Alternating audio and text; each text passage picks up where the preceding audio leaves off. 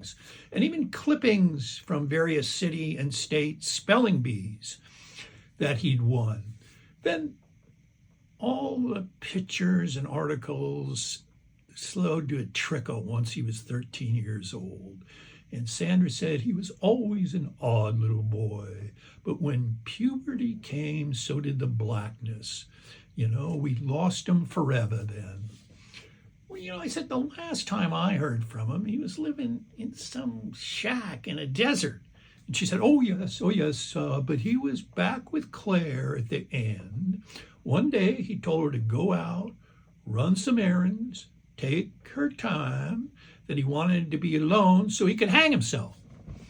And I remember Lois, as she had since she met me, looked at me like, what the fuck?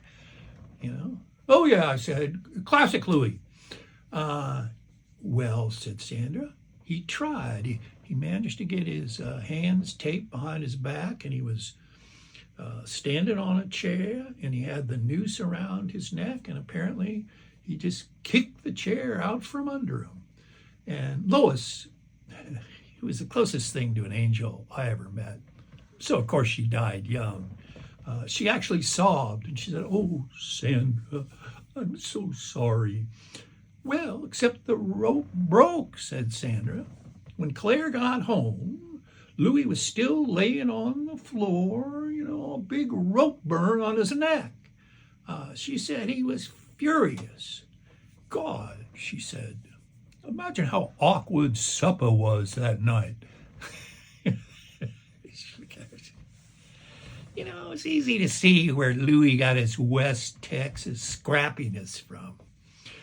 And I said, well, so don't tell me. The next day, he sent Claire out for a new rope, and he did it right.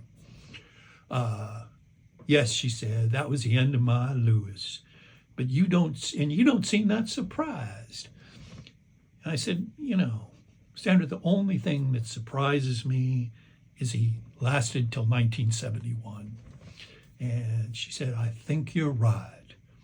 Then she went over to the piano in the living room, began playing hymns she claimed Louie liked as a boy.